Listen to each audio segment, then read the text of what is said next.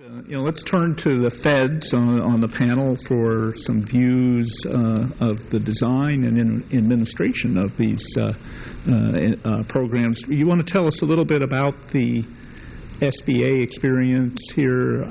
It's an interesting case of how an administration or agency can come to this. Do you want to give us a little sense of the kind of personal interest of your administrator and then how it came to pervade the SBA? Sure. I think just like anything else, and like we talked about earlier this morning, it comes down to having a champion.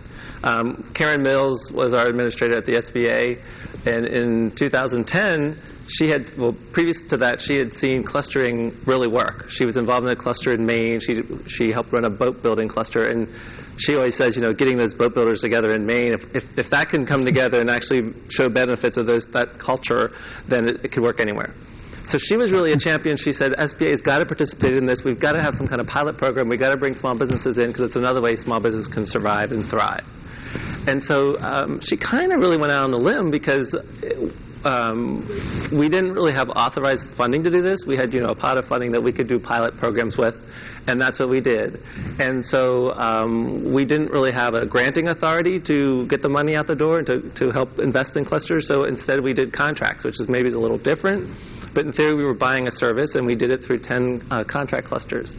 And that's another thing I think that was important, to have the vision and have that relationship with the administrator. Some people have called them the intermediary or the managing director of a cluster. We had a good relationship, and through competition, we ended up funding 10 clusters with really strong cluster administrators. And I think that was the way we really made things work in our pilot program. At the same time, again, I'll take it back to the champion Karen. She is a big metrics and numbers person, and she said, we're going to roll this out, but then we're going to look at it right away and see how we can improve it or change it or stop it since it's a pilot. And so that's why we also invested in the evaluation, which I think was really, really important to it. And it's actually been, as Mark had said, we were kind of shocked because clustering usually does take 3 to 5 years to show really good results.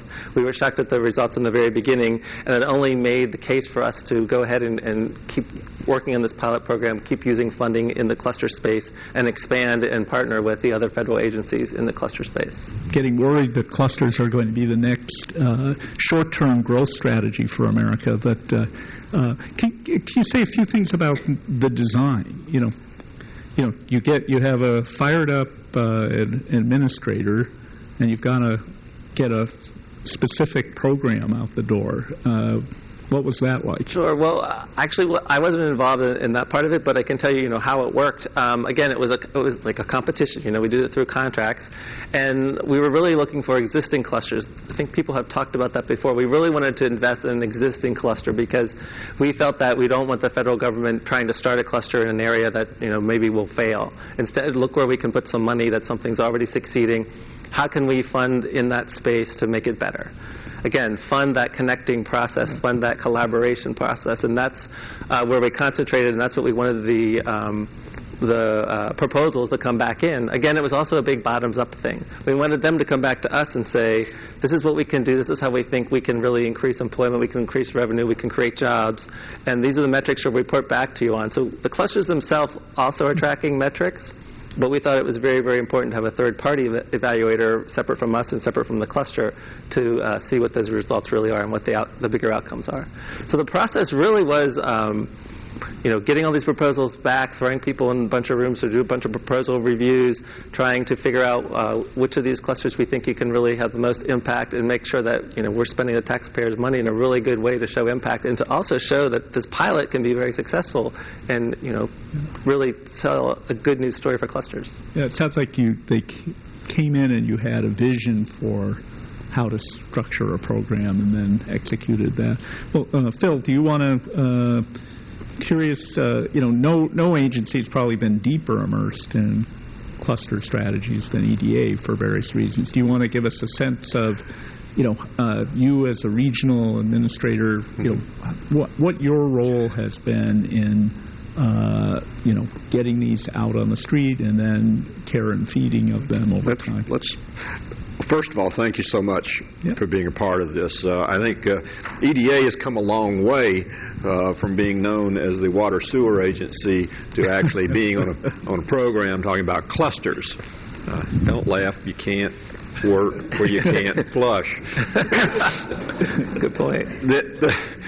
There is so much that had been said that we could go on for the duration of this session and taking panel by panel by panel member and comment and expand upon that. A couple of things that I'll hit on, and then maybe we can expand it with some discussion a little later. First of all, these grantees, they get it, and that's important. Tiffany at the Georgia Center of Medical Innovation was the first winner of the I-6 competition. The I-6 competition was basically I stands for innovation, 6 stands for 6 regions, and there you have it. And what was done was saying we're going to have a competition relative to funding a grant that is focused on supporting proof of concept centers, and that was kind of it. We left it to the applicants to come to us to say what they were going to do, why they were going to do it, what was the market like, go down the list, including the players, the leadership, the resources, all the combination of things.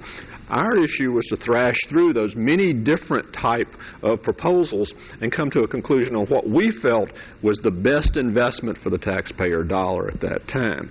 And we went with the I-6. Interestingly enough, we had funded just previous to that a grant to GCMI for the rehab of a facility.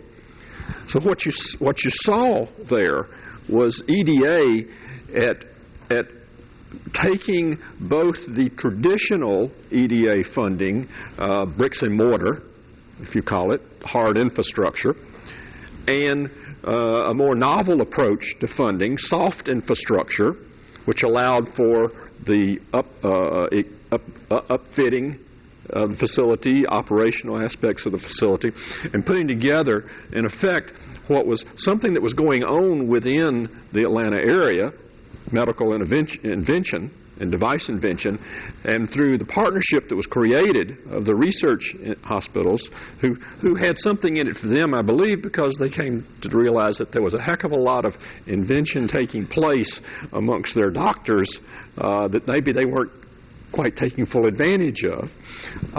And all of a sudden you have a regional center beyond Atlanta, regional center, and it's carrying forward now to not only having the Tennessee reference, but also, as I understand correctly, global contacts relative to the facility. That was done under our economic adjustment program. No change in legislation, no change in regulation, simply a change in how EDA focused on the utilization of this program and what its purpose was going forward in the marketplace that exists. Tech 2020, Oak Ridge, public-private partnership. The same program was adapted for that, not only the advanced manufacturing, but the recent award for investment in manufacturing communities partnerships, which is more of a strategy that will be used to leverage a number of different projects that are going on right now at Oak Ridge, and in effect being kind of I'll call it a glue of sorts, but possibly a catalyst of sorts, to be able to allow the group to extend their work in that particular cluster environment. I love the conversation of advanced materials, advanced manufacturing. The question that so much of our staff had to deal with at the beginnings of this, just like they dealt with some years ago, a previous administration, where regionalism was a big factor. The question was, what's a region? And now, what's a cluster? Well, one of the best examples of a cluster was, I think, Ted Abernathy back here, when he was with the Research Triangle, developed a little slide that I cherished and have lost. Please give it back. Which basically showed the elements of a cluster within that region, a pharma, if I remember correctly, and not only the traded companies, but also their supply chain elements, all the way down to packaging, logistics. All of these facilitate, and those are entities that not only facilitate the pharma environment, but they also facilitate crossover into other clusters. So the concept of the cluster is beyond political boundaries, is economic driven, and has many, many layers and overlaps. And we as federal agencies, we have to be as innovative as the private sector is in adapting to where the market is going. I appreciate Scott's point. We don't invest in the creation of a marketplace. Right. We invest in the enhancement and strengthening of that marketplace. We don't do a build it and they will come. Space Florida, wonderful example there. Extraordinary crisis environment. If you can comprehend the loss of the shuttle, then the loss of the Constellation, and when we visited the center, walked the center, talked to the many different players there, what we came to realize was that NASA was the 21st century version of the mill town, a textile town where you've got 40,000 workers and 11 million square feet, low cost, low skill, high pay, multi-generational employees, brother, sister, father, cousin. And when that collapse came, the collapse was total within that community.